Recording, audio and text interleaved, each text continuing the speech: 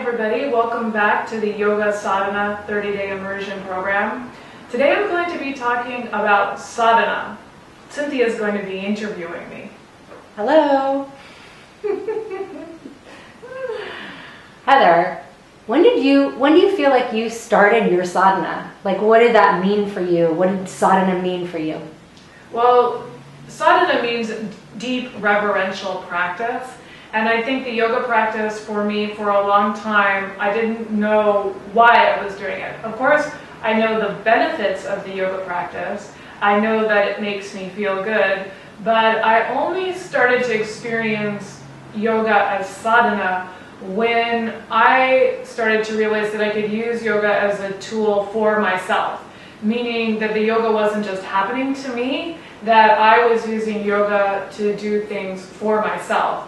That means I could start to use yoga as a tool for self-exploration, for how I feel and why do I do things and what happens to me when I do certain things, whether it's asana, or pranayama, or anything in my life.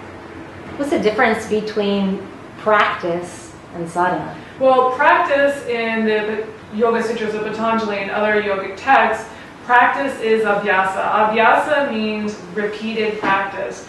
And as we know in anything in life that is important to us, we need to do it with repetition.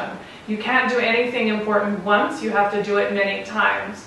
Where abhyasa becomes sadhana is the reverential quality of it, the introspective quality of it, the devotional quality of it. You know, when I hear devotion, for me what comes up is feeling positive feelings, right? Pleasurable feelings, joyful feelings. Can you talk about that as part of the sadhana? Well, absolutely. To me, the experience of yoga is very joyful.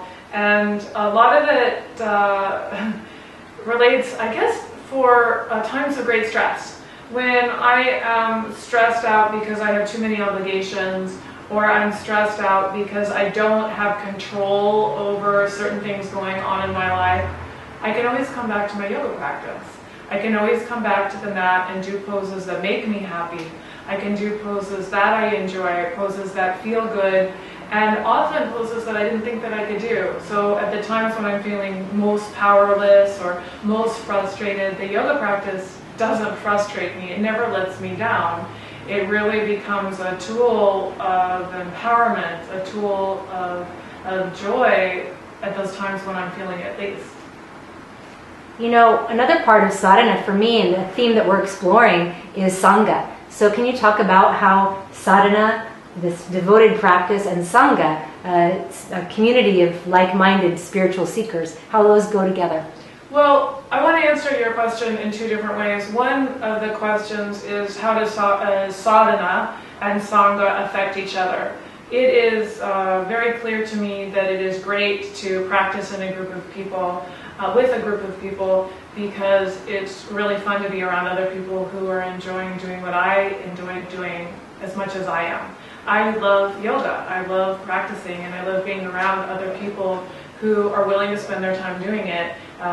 When I go to a class full of serious practitioners, not casual, but serious practitioners, there's just nothing better than that. So I think having sangha, having people around you, maybe you don't even talk to them, but they just inspire you by their dedication. It's not even the beautiful poses that they do, but just the fact that they are always showing up, despite their injuries, despite their illnesses, that they're always showing up. It makes me also want to show up, even on the days when I'm having doubts. So sangha is really important to the promotion of sadhana. It keeps us going when we most don't want to go. And yet, sadhana, the practice, is this amazing experience of aloneness. So in some ways, I experience yoga I have the most love for yoga when I'm feeling crowded by other people or feeling crowded by other thoughts. I use my practice to separate myself. So when I practice, I can separate myself from the roles that I carry in the world. I can separate myself from the responsibilities that I carry in the world. And I can just be me practicing by myself. And it's one of the things I most love about practicing. It's just at home. It's because even for a few minutes, I can just be by myself, and there's a certain amount of bliss involved with that. It sounds like you're talking about not just making a commitment to yoga, but a commitment to yourself. Absolutely. I find that yoga is my opportunity to tune into myself. I have a very busy life with a lot of responsibilities, and I love my life and I love my responsibilities. I can only be fresh for other people when I've had time to think about things. And some people think about things in the shower, and some people think about things when they're driving, and they capture other times of aloneness.